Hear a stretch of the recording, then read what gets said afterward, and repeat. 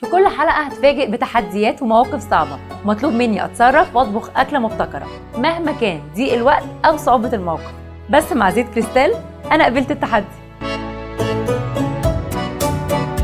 ليلى بنتي بقالها يومين عايزة تاكل ناجتس، وأكل بره مليان بالدهون، فالنهارده هعمل لها ناجتس بأقل دهون ممكنة. هعملها لها في الفرن بزيت كريستال عباد الشمس عشان صحة ولادنا بالدنيا كلها. هنجيب فراخ مفرومة، بصل مبشور، كوسة مبشورة، جزر مبشور، توم بودرة، ملح.